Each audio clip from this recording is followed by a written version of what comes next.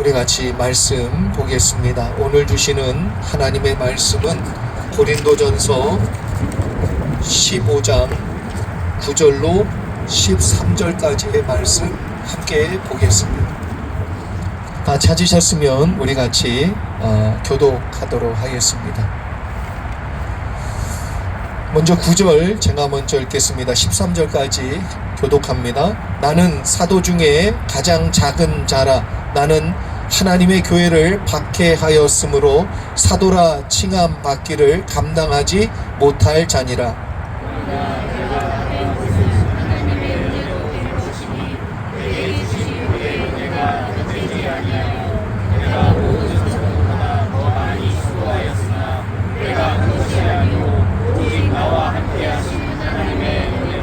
그러므로 나나 그들이나 이같이 전파함에 너희도 이같이 믿었느니라. 그리스도께서 죽은 자 가운데서 다시 살아나셨다 전파되었거늘 너희 중에서 어떤 사람들은 어찌하여 죽은 자 가운데서 부활이 없다 하느냐. 같이 읽겠습니다. 만일 죽은 자의 부활이 없으면 그리스도도 다시 살아나지 못하셨으리라. 아멘. 우리 옆에 계신 분들하고 인사하겠습니다. 사랑합니다. 밖에서 보니 더 사랑합니다. 네, 우리가 누렸던 모든 것들이 없어지거나 혹은 사라지거나 불편해지기 시작할 때, 그때 깨닫게 되는 것은 당연한 것이 아니었구나. 건강했던 분이 갑자기 건강을 잃게 되면 내 건강이 당연한 것이 아니었다, 하나님의 은혜였구나 라는 것을 발견하고 깨닫게 됩니다. 저희가 기니아 로드 쪽에 그 스페니시 교회 서브리스로 있을 때 정말 좋지 않은 환경이었죠. 근데 하나님께서 특별한 은혜로 이곳으로 인도해 주셨습니다. 그게 8년 전 일인데요. 9년 전 일인가요? 벌써 11년 됐으니까 9년 전 일이네요. 너무 빠르다. 9년 전 일인데, 그때 이곳으로 이사 와서 우리가 팬데믹으로 인해서 교회에서 예배를 드리지 못하는 그런 경우를 빼고는 정말 처음으로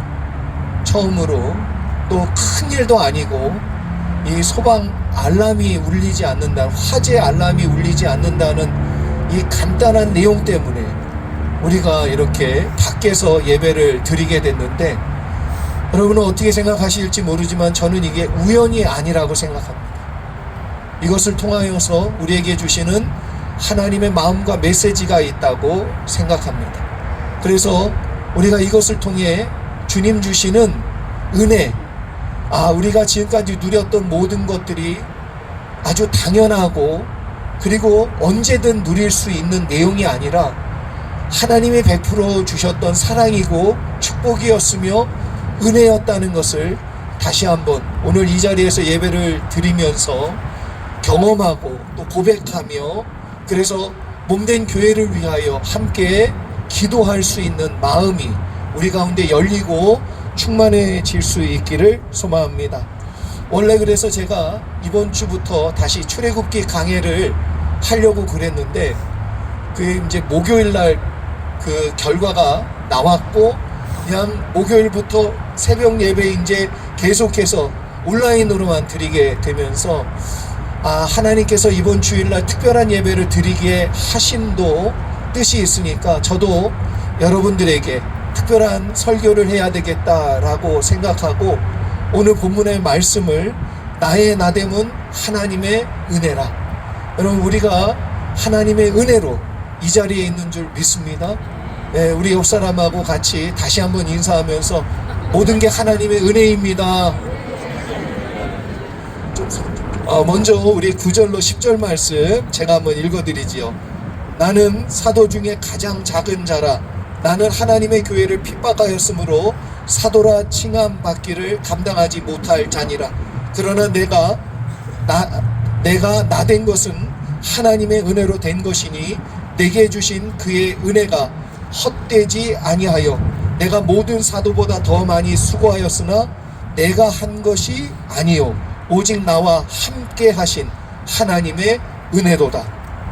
여러분, 사도 바울은 스스로 사도의 자격이 없다라고 고백하는 그러한 사람이었습니다. 왜냐하면 자기 자신이 예수님과 또 초대교회를 핍박했던 과거의 경험이, 과거의 자기의 모습이 분명히 사실이기 때문에 자기는 구원받을 자격도 없고 더 나아가 사도로 부름받아서 하나님의 종으로 살아갈 자격이 조금도 없는 사람이라는 것을 분명히 알고 있는 그러한 사람이었습니다. 사도 바울은 그래서 나는 자격이 없다.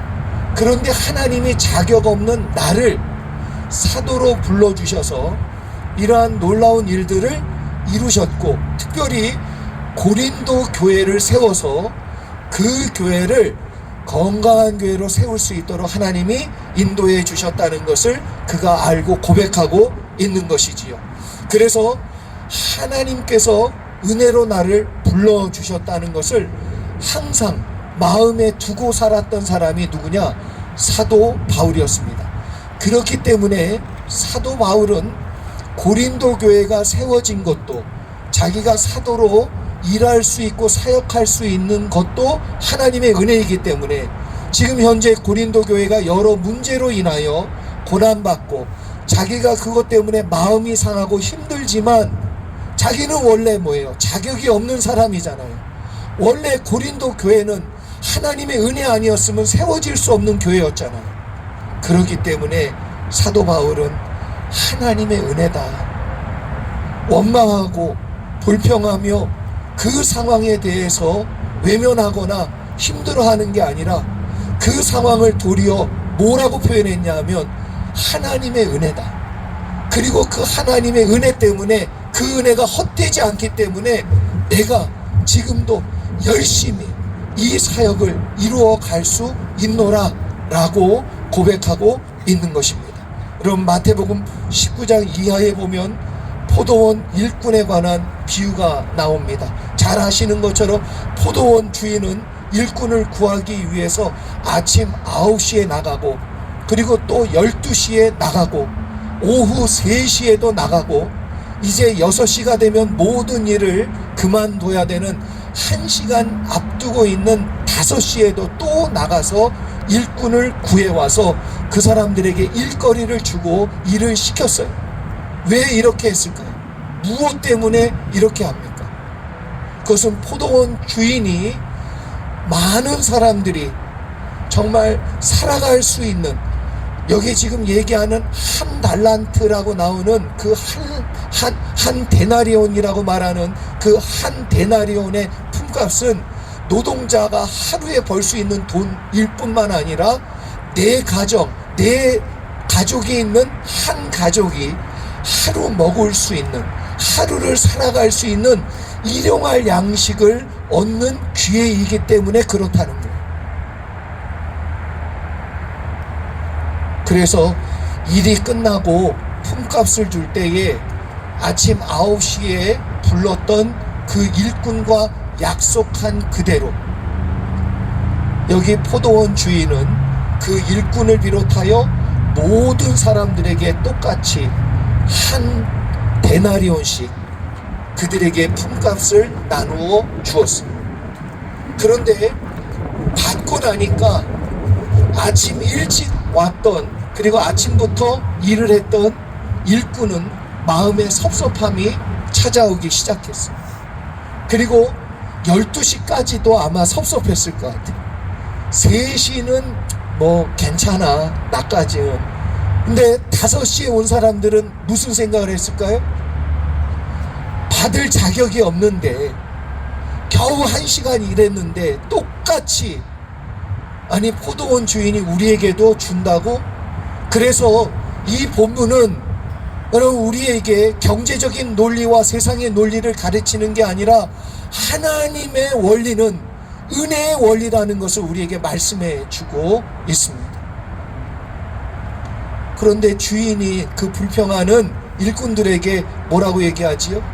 내가 너에게 약속한 대로 한 데나리온을 주는 것이요, 그들도 내가 동일하게 주고 싶어서 주는 것인데 무엇이 잘못되었느냐 라고 말씀합니다.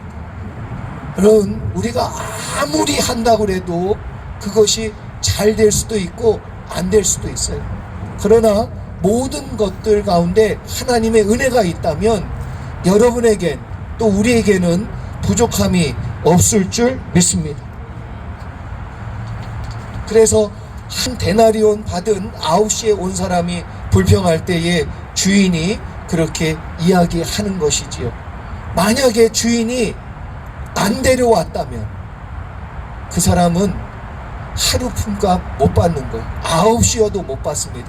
여러분, 가까운 애난데일 세븐일레븐 가보신 적 있습니까? 아침에 저 그 약국에 약 타러 갔다가 세븐일레븐에서 뭐 살 일이 있어서 건너편에 갔더니 그 스페니시 분들이요, 제 차가 들어가니까 막 달라붙어요. 그리고선 일꾼을 찾는 줄 알고 막 둘둘둘 하나하나 그러더라고요. 제가 미안했어요. 제가 미안해요. 아니라고 그러고 세븐일레븐 안으로 들어갔는데 그렇게 간절해요. 그 사람들이 어떻게 또 한국말도 알아요. 싸게 얼마나 간절한지 몰라요. 써달라고. 하나님이 우리에게 은혜를 베풀어 주셨기 때문이지, 만약에 하나님이 우리에게 은혜를 안 주셨다면, 그래서 우리가 누리고 있는 모든 것들이 하나님의 은혜임을 잊지 않는 저와 여러분 되기를 소망합니다. 모든 것이 당연하다 생각하게 되면 어려워져요. 하나님을 원망하게 됩니다. 내 힘과 노력으로 했는데, 내가 얻은 건데, 내 힘으로 얻은 건데 라고 생각하면 그 사람은 하나님의 은혜가 무엇인지 절대 깨달을 수 없습니다.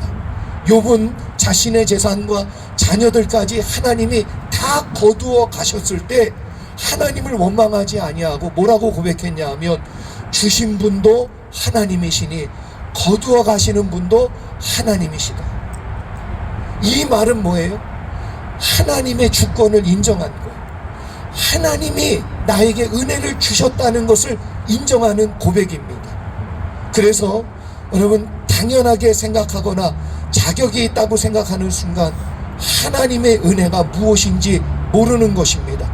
욥처럼 수많은 것을 빼앗기고 잃은 사람도 없어요. 그런데 욥은요, 하나님의 은혜를 알았어요. 하나님의 은혜를 아는 사람에게 하나님은 또 다른 은혜를 베풀어 주시는데, 그 은혜가 뭐냐? 회복의 은혜입니다. 갑절로 주시는 은혜입니다. 축복해 주시는 은혜입니다. 저와 여러분 가운데 지금 상황이 어떠한 상황인지는 하나님만 아시지만 하나님의 선하심을 믿으시기를 축복합니다. 합력하여 선을 이루실 것을 믿으시기 바랍니다.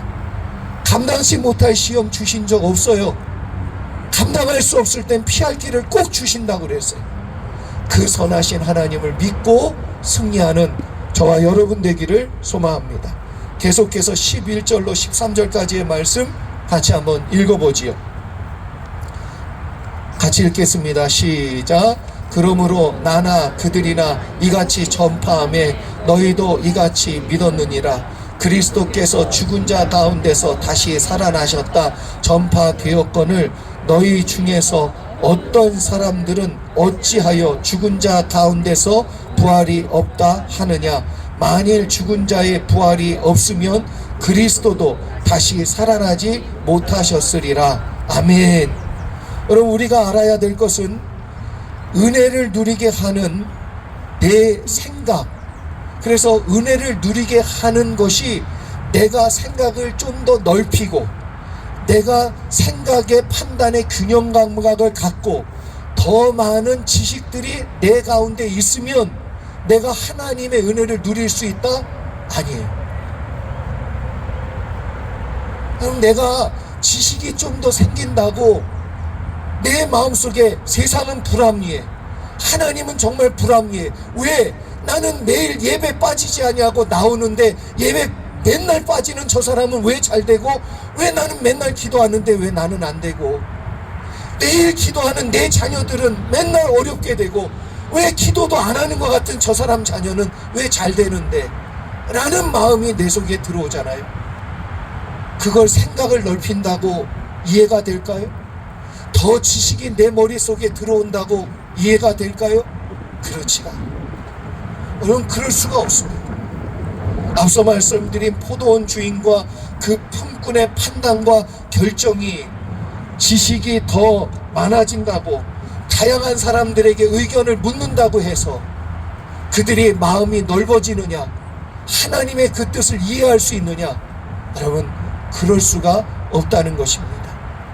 우리들도 포도원 품꾼들과 생각하는 것이 같아. 우리도 하나님일지라도 섭섭해요. 나 안 주시면 섭섭해요. 나 도와주시지 않으면 하나님이 싫어요. 인지상정입니다. 여러분, 우리는 늘 동일하게 우리도 계산적인 생각이 우리 가운데 있지요. 하나님의 은혜를 알게 되면 여러분, 우리의 생각은 바뀌게 될 줄 믿습니다. 그러면 우리가 무엇이 우리 속에 들어와야만 이러한 생각들이, 이러한 섭섭함이, 이러한 불공평하고 불공정하다는 생각이 바뀔 수 있느냐? 그래서 우리 속에 하나님의 은혜에 대한 감사와 그리고 하나님께 그 은혜를 바라보는 믿음이 생길 수 있느냐? 그건 딱 하나예요. 복음입니다. 복음. 복음만이 우리 속에 들어와 역사해야 하나님이 공평하시고 하나님의 은혜 때문에 살고 하나님께 감사할 것밖에 없다는 것을 발견하게 되는 줄 믿습니다. 그래서 사도 바울은 다툼과 분열과 세상적인 판단과 기준으로 혼란에 빠져있던 고린도 교회의 문제가 무엇인지 분명히 알았어요. 그들이 왜 서로 다투고 있으며 서로 내가 더 크네, 네가 더 크네, 내 은사가 더 오르네, 그르네 라고 얘기하며 다투고 싸우는지 그 내용을 알았습니다. 그게 뭐냐면 그들 가운데 하나님의 은혜가 무엇인지를 깨닫지 못했어요. 자신이 가지고 있는 것이, 그 은사가 하나님의 은혜의 선물임을, 다른 교회와 달리 하나님이 고린도 교회를 더 특별한 지식과 은혜가 있도록, 은사가 있도록 만들어 주신 것이 자신의 노력이 아니고 자신들이 가지고 있는 지식이 아니라 하나님이 주신 은혜임을 그들이 잊었기 때문에, 깨닫지 못했기 때문에. 그렇다면 그 은혜를 깨닫도록 역사하는 능력은 무엇이냐? 그것은 오직 십자가와 부활의 복음밖에는. 그래서 지금 하나님이, 예수 그리스도께서 살아 우리 앞에 계시다는 것을 믿고 살지 않으면 우리는 세상 사람과 똑같이 계산적으로 살 수밖에 없다는 거예요. 하나님이 지금 나에게 응답 안 하신다고 하나님 나를 미워하시는 겁니까? 하나님이 내 기도를 지금 당장 들어주시지 않는다 해서 하나님 우리를 버리신 겁니까? 아니에요.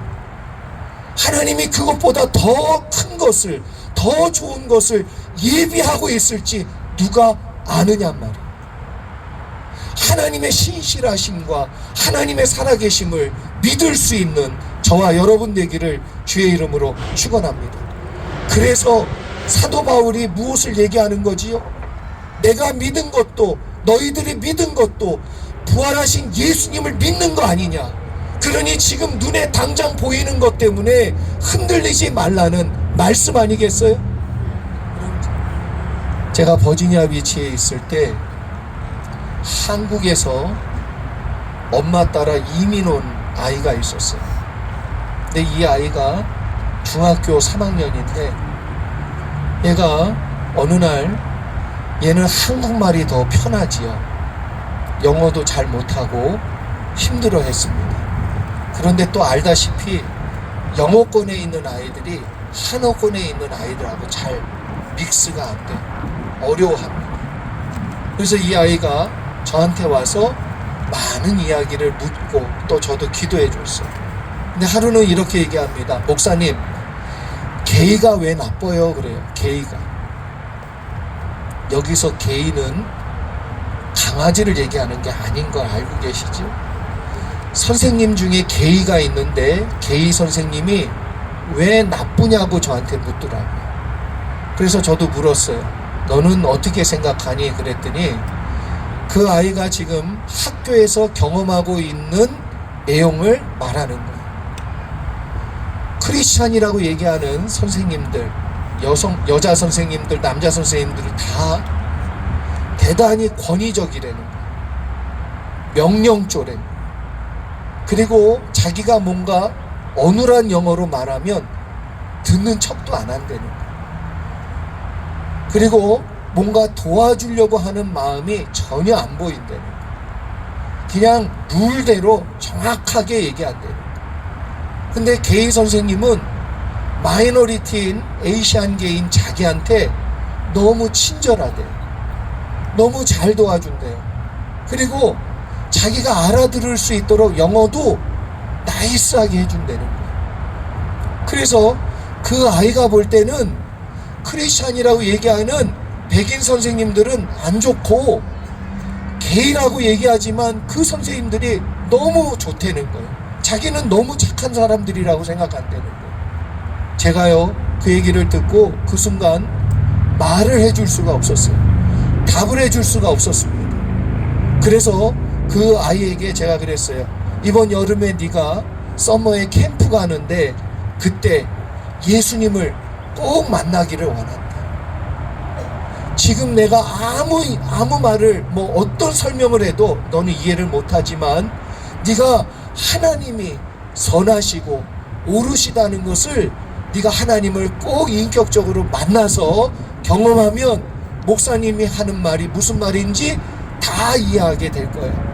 그래서 그 아이가 여름에 서머의 캠프에 갔을 때 많이 기도해 줬습니다. 정말 그 아이를 인격적으로 만나달라고 기도했어요. 그랬을 때 그 아이가 여름에 예수님을 진짜 인격적으로 만나고 변화된 거예요. 변해가지고 이 아이 얼굴이 달라졌어요. 모습이 달라졌어요. 그리고 그 아이하고 대화를 하다가 깜짝 놀란 것은 너는 지금도 게이 선생님이 옳다고 생각하니? 그랬더니 그 아이가 그래요. 인간적으로는 그 선생님은 착한 분이라고 생각한대요. 그러나 하나님 말씀에서 어긋난 일을 하기 때문에 하나님 보실 때는 죄를 짓는 거라고 자기가 생각한대요. 여러분, 인간적으로 이걸 설명한다고 이해가 되겠어요? 불합리하잖아요.